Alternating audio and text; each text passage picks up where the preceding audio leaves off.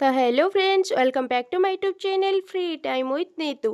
देखंतु forest department तरफ गोटे बहुत ही बढ़िया नियुक्ति सुजोग आसी जाइछि। Forest and climate change department तरफ गोटे नियुक्ति सुजोग आसी डीईओ पोस्ट पाइंकी तार एलिजिबिलिटी क्राइटेरिया कौन रोचे डिटेल्स रे आज आपण माने एही वीडियो द्वारा जानि परिबे। आउ तार अप्लाई डेट केबे रहुची आउ अप्लाई प्रोसेस कौन रोचे सब किछि आपण माने एही वीडियो द्वारा जानि परिबे। वीडियो को एंड जाय देखंतु। जदि चैनल को सब्सक्राइब न करिसंती सब्सक्राइब करि नियंतु। आउ हां पाखरे थिबा बेल आइकन को प्रेस करि नियंतु जहा द्वारा कि जहा भी जॉब ऊपर नोटिफिकेशन आसीबा आपण माने प्रथमे जानि परिबे। तो चलंतु जानिबा एही वीडियो रो डिटेल्स रे कौन रहिछि। ओके देखो निजुक्तिटा आसी forest department DEO requirement. Okay forest department तरफ डीईओ की वैकेंसी अच्छी। ऑर्गेनाइजेशन कथा जदि आमे देखिबा minister of environment forest and climate change government of India ता तरफ यही निजुक्ति यही वैकेंसीटा आसी। ताले पोस्ट नेम जदि देखिबा डीईओ बा डाटा एंट्री ऑपरेटर आउ कंसल्टेंट पोस्ट की वैकेंसी अच्छी। आउ कैटेगरी जदि देखिबा आमे देखिबा ऑफलाइन फॉर्म यह ऑफलाइन जरिया रे आवेदन करा जिवो। Mode of application Bhaya email email through रे आपण माने अप्लाई करि परिबे। ओके ताल चलंतु देखिबा आउ कोन सब रहिछि तार। Who can apply both male and female both male और फीमेल कैंडिडेट्स माने एही जॉब पाई अप्लाई करि परिबे। एप्लिकेशन स्टार्ट डेट कथा जदि आमे देखिबा ताहाले ऑलरेडी स्टार्ट हे गलानी। आउ लास्ट डेट कथा जदि देखिबा 30 मार्च माने 30 मार्च पूर्वरु जदि आपण अप्लाई करूछंती ईमेल जरिया रे ताहाले ताहा एक्सेप्ट करा जिवो। लास्ट डेट अछि 30 मार्च। ओके ताहले एप्लिकेशन फीस कोनोसी भी पड़िबो नाही जेहेतु आपण ईमेल जरिया रे अप्लाई करूछंती। ओके ताहले देखंतु सिलेक्शन प्रोसेस कौन रोचे। आम जदि सिलेक्शन प्रोसेस कथा देखा ताहले रोचे शॉर्ट लिस्टिंग एंड इंटरव्यू। आपड़ जिते फास्ट ईमेल जरिया रे आवेदन करेंगे आपड़ से सिलेक्शन हो सारा पर इंटरव्यू देबे। इंटरव्यू दे सारा पर आपड़ सिलेक्शन हेबे। ऑफिशियल वेबसाइट देखो जदि ए जॉब विषय डिटेल्स रे जानिबा को चाहते ताहले तार ऑफिशियल वेबसाइट रे क्लिक करके देखि नियंतु। ओके ताहले चलंतु देखिबा तार एलिजिबिलिटी क्राइटेरिया कौन रही। Educational qualification first consultant post पाएंगे MSc in forestry with work experience for a period more than 3 and up to 5 years in the forest और wild life management with knowledge of MS office. आपण MSc करिथिबे forestry उपरे ता सहित थिबो MS office रो knowledge आपण को थिबो। को पोस्ट पाई कंसल्टेंट पोस्ट पाई की।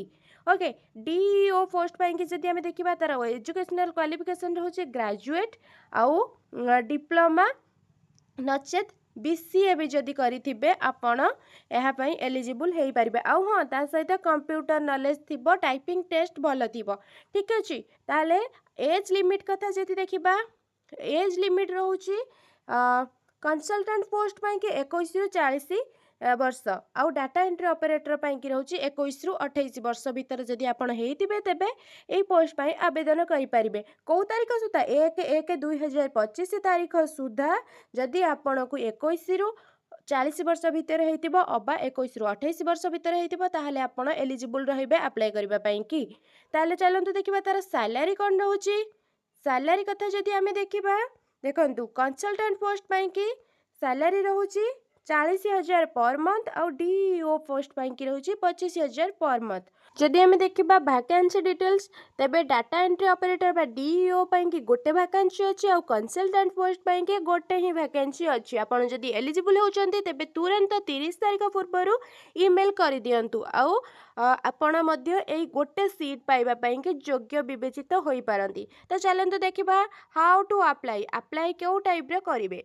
देखंतु हमें जदि अप्लाई कथा देखिबा candidate interested in applying for the DEO and consultant position must follow the offline application process Bhaya email.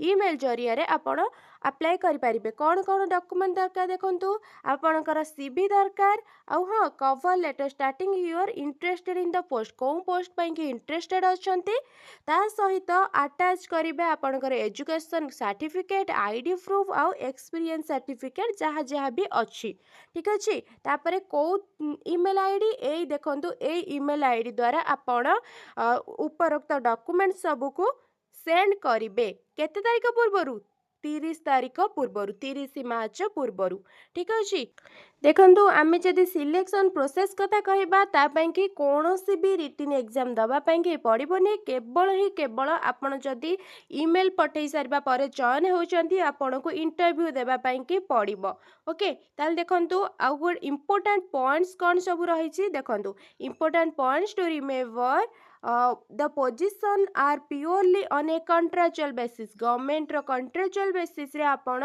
Join करिवे आउ हाँ एप्लिकेशन सबमिटेड आफ्टर 30 मार्च ता पूर्वर ही 30 तारीख भितर ही आपण ईमेल जरिया आवेदन करें जदि 30 मार्च पूर्वर आवेदन करुछंती ताहा एक्सेप्टेड हबो नचेत एक्सेप्टेड हबो नाही ओके प्रॉपर्ली स्कैन करिकिरी सबु डॉक्यूमेंट को अटैच करिवे ताले ए वीडियो जदि भल लगिला निश्चिंत लाइक करिवे आउ ए विषय जदि डिटेल्स जानिबा को चाहुचंते तेबे कमेंट करी निश्चिंत जणाइबे आउ हाँ लाइक करिबा सहित चैनल को सब्सक्राइब करिवे धन्यवाद।